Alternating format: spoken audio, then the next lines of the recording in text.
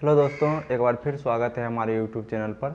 आज हम लोग पिछले सेशन में जो कुछ बच गया था उसके बारे में चर्चा करेंगे। सबसे पहले हम देख लेते हैं कि कालीबंगा, लोथल और बनावली से अग्नि पूजा का साक्ष्य मिला है। कालीबंगा,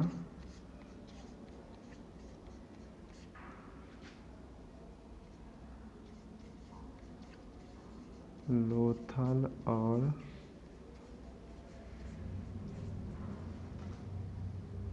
बनावली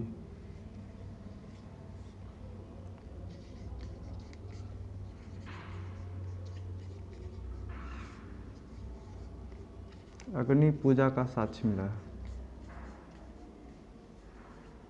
यहाँ से हवन जो अभी किया जाता है उसी प्रकार का साक्ष्य मिला है कालीबंगा, लोथल और बनावली से।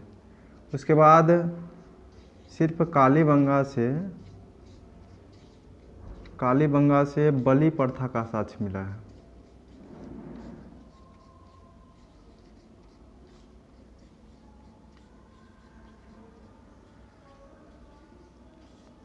इसको आप कल वाले जो धार्मिक प्रथाएं थे उसमें आप इसको लिख लेंगे। उसके बाद हम हड़प्पाई लिपि के बारे में बात करेंगे आज।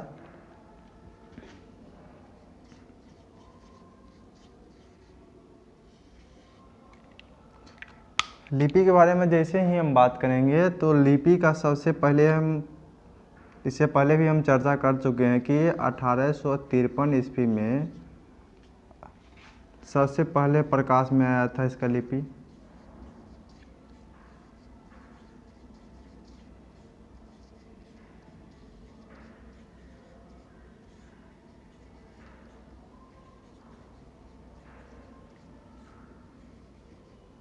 हम शुरू में ही चर्चा किए थे कि अलेक्जेंडर कनिंघम जो थे उनको मुद्रा मिला था, उस पर 6 हड़प्पाई लिपि लिखा हुआ था। लिपि का 6 लिपि का उस पर लिखा हुआ था।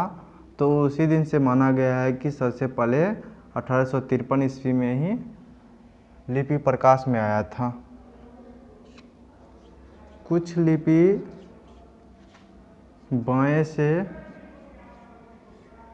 बाएं से दाहिने लिखा गया है और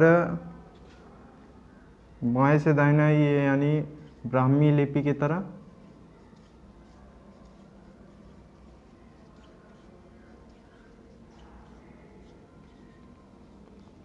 और कुछ लिपि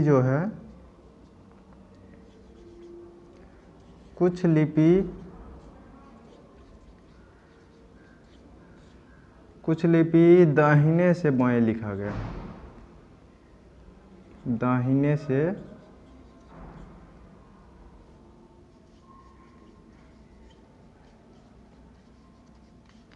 जो फारसी लिपि की तरह था। फारसी लिपि जो है वो दाहिने से इस तरफ से इस तरफ लिखा जाता है, वो फारसी लिपि। तो कुछ लिपि इधर से इधर लिखा हुआ था और कुछ लिपि इधर से इधर की ओर लिखा हुआ था। लिपि जो है ये भाव चित्रात्मक था।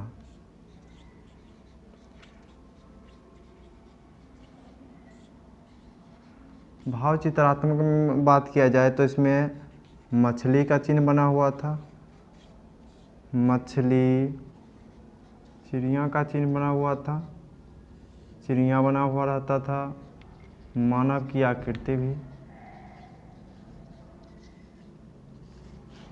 इस प्रकार का चित्र का प्रयोग किया गया था लिपि में।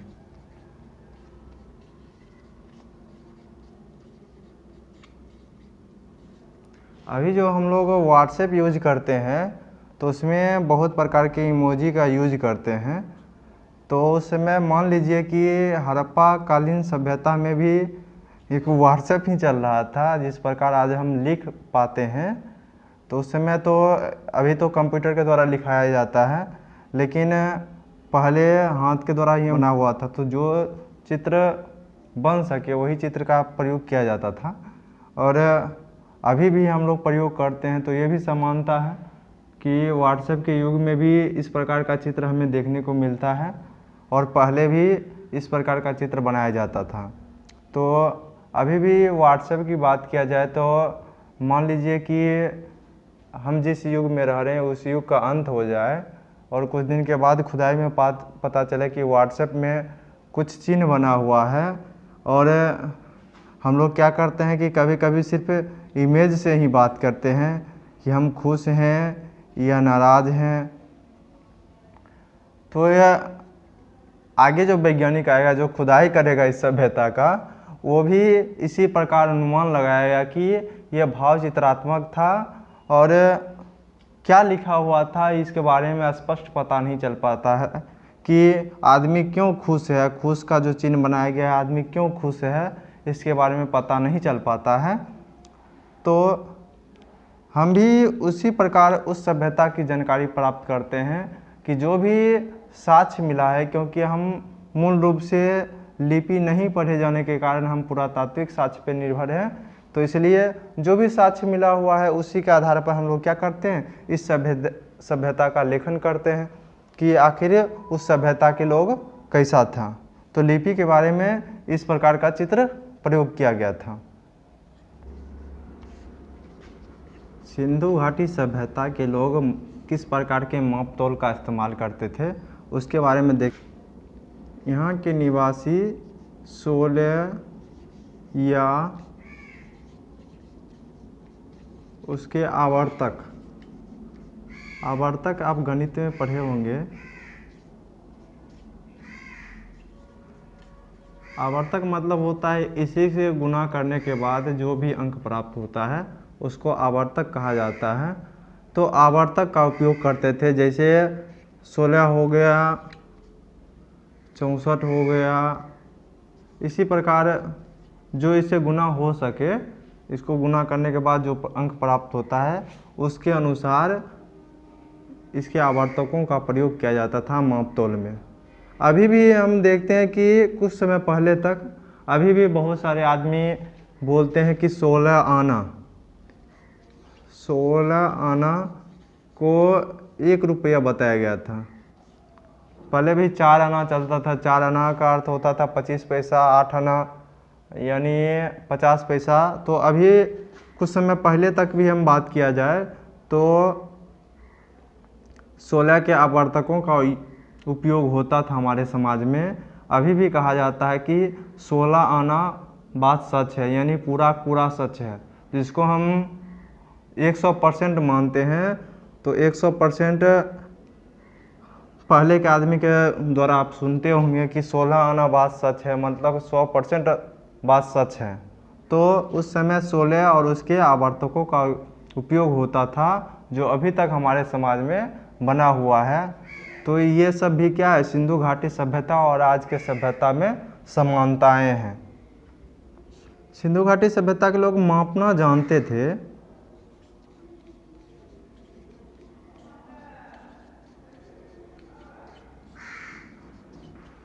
यहाँ कुछ डंडे प्राप्त हुआ है हड़प्पा से, उस पे चिन्ह बना हुआ है।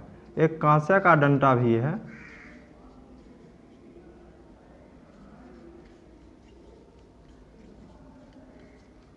डंडा मिला है, उसके ऊपर जैसे ये डंडा बना हुआ है और उसके ऊपर चिन्ह लगा हुआ है। ऐसे जिस प्रकार स्केल होता है उसी प्रकार चिन्ह लगा हुआ है। इससे पता लगाया जाता है कि यहाँ के लोग जो हैं वो मापना भी जानते थे। जैसे बात किया जाए लोथल से, लोथल जो गुजरात में पड़ता है, यहाँ से हाथी दांत का स्केल मिला है, यानी हाथी दांत के ऊपर स्केल बना हुआ है। इससे भी पता लगाया जाता है कि लंबाई के मापना वो जानते थे। मोहनजोदड़ो की बात किया जाए, मोहनजोदड़ो से सीप और सेलखड़ी से बना हुआ बाट मिला है। बाट का अर्थ आप लोग समझते होंगे, यानी कुछ तौलने के लिए बाट का प्रयोग किया जाता था, जो सीप और सेलखड़ी से बना हुआ रहता था। अभी भी गांव में जाएंगे आप तो कुछ पत्थर से बना हुआ आपको बाट मिल जाएगा। उसको किलो, शेर, किलो को पहले शेर बोला जाता है, शेर, अढ़ैया बोला जाता है, पसेरी बोला जाता है। इस प्रकार बांट कर उस पत्थर को रखा जाता था। अभी भी ये बहुत सारे गांव में आपको देखने को मिल जाएगा कि पत्थर से बना हुआ बाट मिलेगा। तो ये भी हमारे सिंधु घाटी सभ्यता उस समय भी सेल खड़ी नामक पत्थर से बहुत सारे बाट बनाए जाते थे। अगला देखते हैं कि सुरकोटदा। यहाँ से तराजू मिला है, तराजू का साच।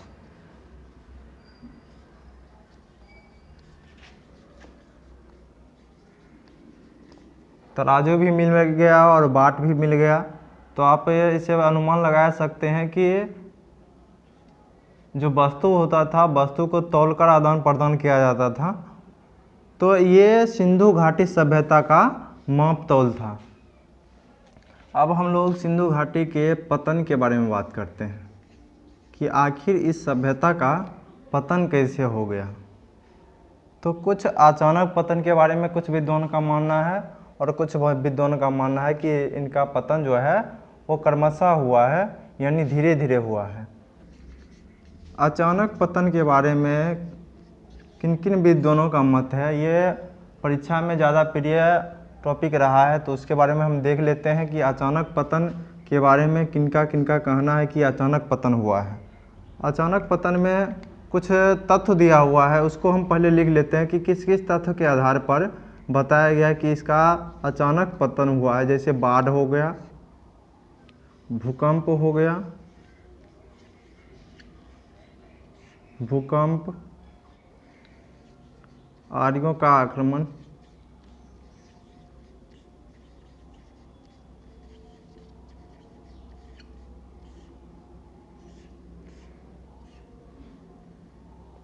उसके बाद पारिस्थितिक असंतुलन,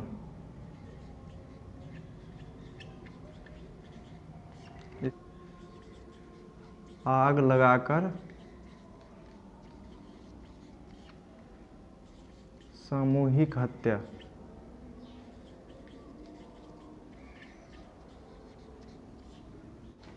तो बाढ़ की बात किया जाए तो जॉन मार्शल का आप नाम सुने होंगे।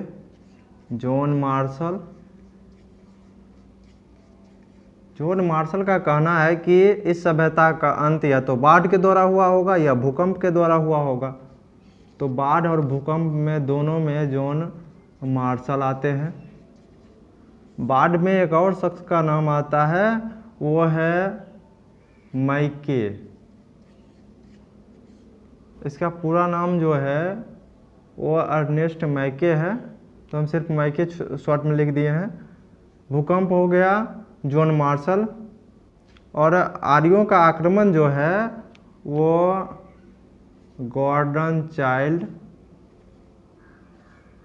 गॉर्डन महोदय और व्हीलर, इन दोनों का कहना है कि इस सभ्यता का अंत जो हुआ है वो आर्यों के आक्रमण के द्वारा हुआ है। पारिस्थितिक असंतुलन जो है ये फेयर सर्विस महोदय का मानना था। फेयर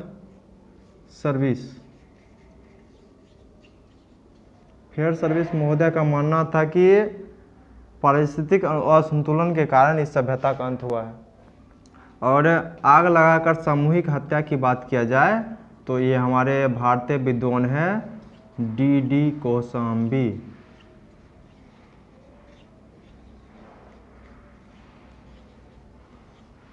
डी कोशाम्बी, इसके इतिहास के बारे में आप लोग पढ़े होंगे। तो ये सब रिसर्च करके बताते हैं। बाढ़ के आधार पर भी इनका कहना है कि कुछ जगह से बाढ़ का साक्ष्य जो मिला है उसके आधार पर जॉन मार्शल और मैके के द्वारा क्या साक्ष्य इकट्ठा किया गया और बताया गया कि ये बाढ़ के द्वारा हुआ है इस सभ्यता का अंत। कहीं से भूकंप का साक्ष्य मिला है, उसके द्वारा जॉन मार्शल का कहना है कि भूकंप के द्वारा इस सभ्यता का अंत हुआ है। तो बाढ़ के द्वारा अगर हम अंत की बात किया जाए तो सभी क्षेत्र में बाढ़ नहीं मिला है, तो सभी क्षेत्र का अंत एक साथ कैसे हो सकता है। तो इसी के साथ इस बात का खंडन हो जाता है कि बाढ़ के द्वारा इस सभ्यता का अंत नहीं होगा। बाढ़ की समस्या कुछ एक क्षेत्र में हो सकता है, लेकिन सभी क्षेत्र में बाढ़ की समस्या नहीं हो सकती है। उसके बाद भूकंप की बात किया जाए तो भूकंप में भी जो पर्वतीय इलाका होता है वहाँ क्या होता है कि भूकंप बहुत ज़्यादा प्रभावित करता है। लेकिन अब जैसे ही मरुस्थलीय इलाका की बात किया जाए तो मरुस्थलीय इलाका में क्या होगा, भूकंप का प्रभाव ज़्यादा नहीं होता है। तो ये भी बात खंडन हो जाता है कि भूकंप के द्वारा इस पूरी सभ्यता का अंत हुआ होगा, क्योंकि सभ्यता छोटी नहीं थी, बहुत बड़ी सभ्यता थी। आप इससे बात से अंदाज़ा लगा सकते हैं कि इसकी चौड़ाई जो थी वो 1600 किलोमीटर थी और लंबाई ऊपर से नीचे यानी उत्तर से दक्षिण 1400 किलोमीटर था। तो ये बहुत बड़ी सभ्यता थी, इसलिए किसी एक वजह तो हो ही नहीं सकता है। इन महोदय का कहना है कि गॉर्डन चाइल्ड और व्हीलर का कहना है कि आर्य आक्रमण किए थे, जिसके कारण क्या हुआ कि इस सभ्यता का अंत हो गया।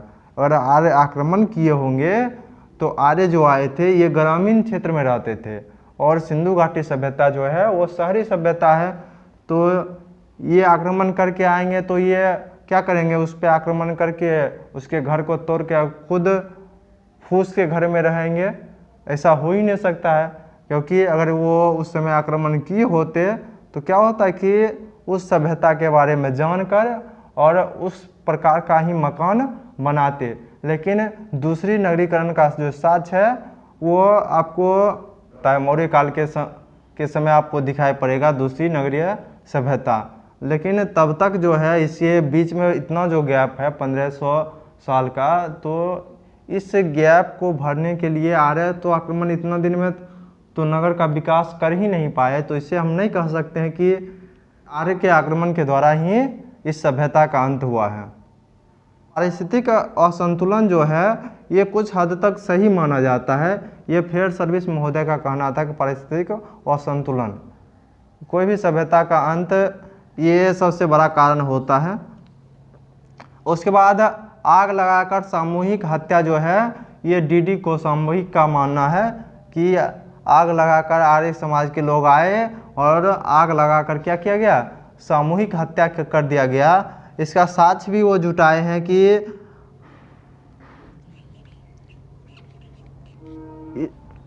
कुछ कब्रिस्तान है, जैसे R37 बोलिए या 37 बोलिए, ये कब्रिस्तान। उसके बाद मोहनजोदड़ो में कुछ सब हड़प्पा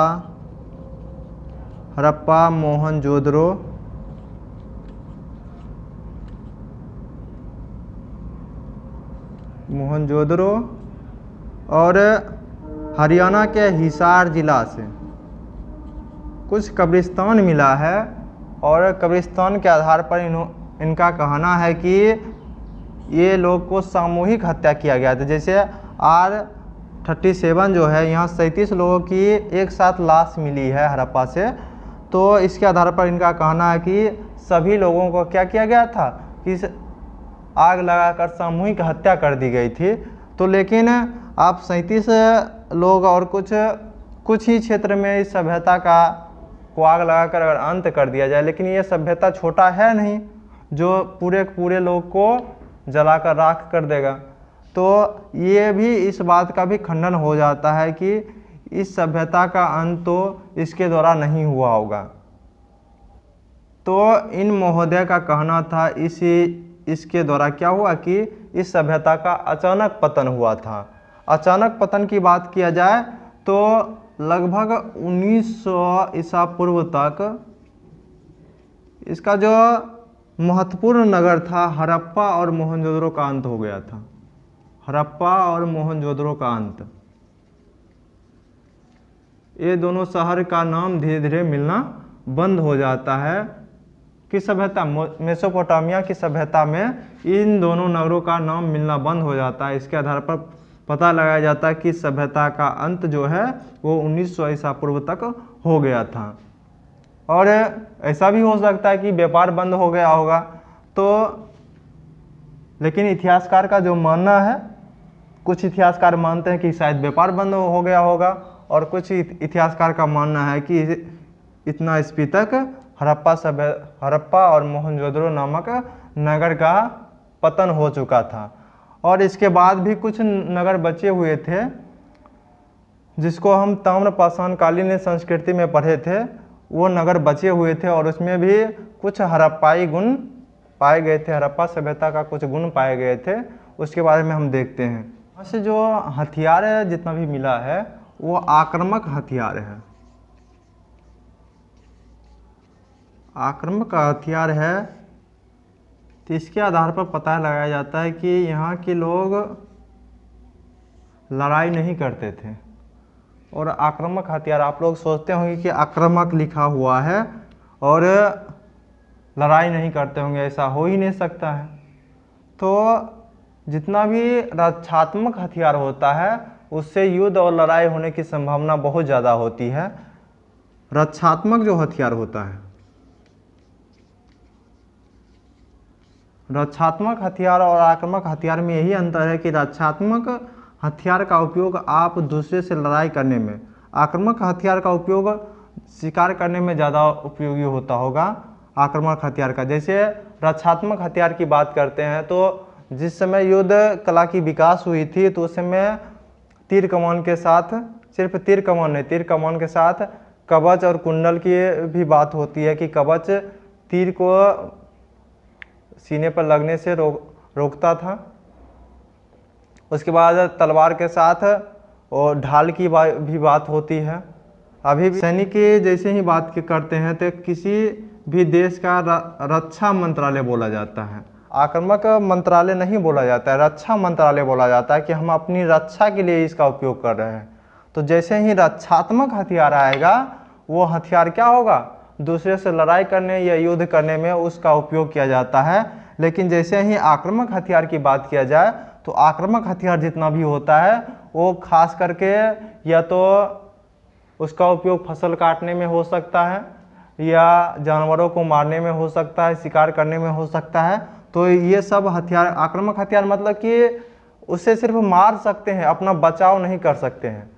तो कोई भी हथियार, कोई भी आदमी लड़ाई करने के लिए अगर जाएगा तो अपना बचाव के बारे में सबसे पहले सोचता है। तो बचाव की जैसे ही बात होती है तो वहाँ रक्षात्मक आ जाता है। तो रक्षात्मक हथियार जहाँ से मिलेगा वहाँ से युद्ध होने का साक्ष्य मिलता है। लेकिन सिर्फ आक्रामक हथियार मिला है, इससे पता लगाया जाता है कि यहाँ के लोग जो हैं वो क्या है कि शांति प्रिय लोग थे और शिकार करते थे, फसल काटने के लिए हथियार का उपयोग करते थे, लेकिन लड़ाई करने में हथियार का उपयोग नहीं करते थे। अब हम लोग देखते हैं कि उत्तर हड़प्पाई चरण, हम पहले ही विभाजन किए थे। उत्तर हड़प्पाई चरण हम विभाजन किए थे कि हड़प्पा सभ्यता का जो है कुछ को प्राक हड़प्पा कहा जाता है, यानी 3500 से लेकर 2500 को प्राक हड़प्पा कहा जाता है, 2500 से लेकर 1900 को हड़प्पाई चरण कहा जाता है और 1900 से लेकर 1200 ईस्वी पूर्व तक बोला जाता है कि उत्तर हड़प्पाई चरण है। तो 1900 से लेकर 1200 ईस्वी पूर्व तक इसको उत्तर हड़प्पाई चरण कहा जाता है। इसको उप सिंधु संस्कृति भी कहा जाता है। आपको कभी परीक्षा में आ सकता है कि उप सिंधु संस्कृति किसे कहा जाता है, तो उत्तर हड़प्पाई चरण जो है उसको उप सिंधु संस्कृति भी कहा जाता है। उत्तर हड़प्पाई चरण की बात की जाए तो उत्तर हड़प्पाई चरण में जो हम ताम्रपाषाणकालीन कुछ संस्कृति के बारे में पढ़े थे उस संस्कृति का ही स्थल इसमें आता है। जैसे आहार संस्कृति की बात किया जाए, आहार संस्कृति में भी कुछ हड़प्पाई गुण मिला है। आहार संस्कृति की बात किया जाए, मालवा संस्कृति की बात की जाए, उसके बाद जोड़वे संस्कृति हो गया, उसके बाद स्वात घाटी, स्वात घाटी, इस सब से क्या हुआ है, कुछ न कुछ उपकरण जो हड़प्पा सभ्यता के से समानताएं रखती है वो ऐसा उपकरण इस सभ्यता से यानी इस संस्कृति से भी मिला है। इसके आधार पर पता लगाया जाता है कि इस संस्कृति में भी क्या था, हड़प्पाई चरण के कुछ गुण थे। और ये भी क्या है कि हड़प्पाई यानी उत्तर हड़प्पाई चरण के ये सब स्थल हैं। इसी संस्कृति को उप सिंधु संस्कृति भी कहा जाता है। रागी का जो फसल मिला है हड़प्पा सभ्यता से, रागी का फसल,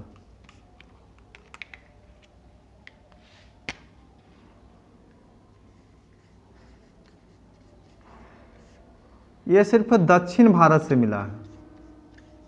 एक कीवर्ड है दक्षिण भारत से मिला है, यानी परीक्षा में क्वेश्चन आ जाए कि रागी का फसल निम्नलिखित में से किस स्थान से मिला है, तो दक्षिण भारत का जो भी स्थल होगा उसी से मिला है रागी का फसल। ये जो दक्षिण भारत में स्थल, वैसे स्थल जो सिंधु घाटी सभ्यता में मिला है वही स्थल क्या होगा, इसका आंसर होगा रागी के फसल का। उसके बाद अब हम लोग देख लेते हैं कि इसका नामकरण कैसे हुआ था।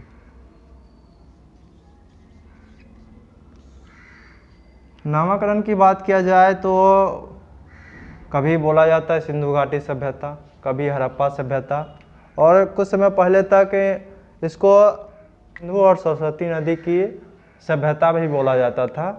सरस्वती नदी के पहचान जो है वो सिंधु नदी की एक सहायक नदी है हकरा नदी, जो सूखी नदी है, उससे सरस्वती नदी की पहचान की जाती है। नामकरण की बात किया जाए तो सिंधु नदी के आसपास के क्षेत्रों में इस सभ्यता का जितना भी स्थल पाया गया है, तो इसके आधार पर बोला गया कि ये सिंधु घाटी सभ्यता है। जैसे नील नदी की सभ्यता बोला जाता है, उसी प्रकार इसको सिंधु घाटी सभ्यता बोला जाए। लेकिन उसके बाद सतलज नदी के किनारे भी मिलने लगा और बहुत सारे नदी के किनारे भी इसका स्थल मिलने लगा। तो ये तो सिंधु घाटी सभ्यता हम जिसको कहने लगे, ये तो नामकरण गलत हो गया, क्योंकि ये सिर्फ सिंधु नदी घाटी के किनारे तो मिला नहीं था, दूसरे नदी के किनारे भी मिला है। तो इसलिए सिंधु घाटी सभ्यता इसको हम लोग बोलते हैं, लेकिन इसको जो वैज्ञानिक रूप है, वैज्ञानिक रूप से इसका मानना ठीक नहीं है। इसका नामकरण का जो एक प्रक्रिया है, इसके आधार पर ऐसा कहा जाता है कि जो स्थल पहले प्रकाश में आया है, यानी जिस स्थल की पहले खुदाई हुई है, उसके आधार पर इस सभ्यता का नाम दिया जाए। तो हम सब जानते हैं कि इस सभ्यता में सबसे पहले स्थल जो है वो 1921 में हड़प्पा की खुदाई हुई थी, इसलिए इस सभ्यता का नाम जो है वो हड़प्पा सभ्यता बोला जाता है। इसी के साथ इस सभ्यता को हम समाप्त करते हैं। अगले सेशन में हम वैदिक काल की बात करेंगे। और आज के इस वीडियो में बस इतना ही। आप हमारा चैनल देखते रहिए और साथ में पेन पेपर हम आपसे रिक्वेस्ट करते हैं कि आप पेन पेपर साथ में लेकर बैठिए, ताकि जो भी हम बताते हैं जो आपको नया लगे उसको आप लिखिए कॉपी में, ताकि बाद में याद करने में आसानी हो। क्योंकि आप सिर्फ देखने से कुछ नहीं होने वाला है, उसको आप लिखेंगे और एक बार देखने के बाद आपको बहुत अच्छी तरह से याद हो जाएगा। और आपको जो भी लगे कि इस सभ्यता में कुछ ऐसा चीज़ है जिसकी जानकारी हम नहीं दे पाए हैं, आप कमेंट सेक्शन में आपके लिए ओपन है, उसमें आप लिखें और हमें बताएं कि इस बात की चर्चा आपने नहीं किया। उस बात का चर्चा हम करेंगे अगले सेशन में, या कोई भी वीडियो आएगा उसमें थोड़ी देर रोक के हम उस बात की चर्चा कर लेंगे। या जो भी चीज़ जो इस सभ्यता से जुड़ा हुआ है, जिसके बारे में आपको जानकारी चाहिए, आप कमेंट सेक्शन में लिख दें, ताकि हम आसानी से आपको इस बात की जानकारी दे पाएँ। धन्यवाद।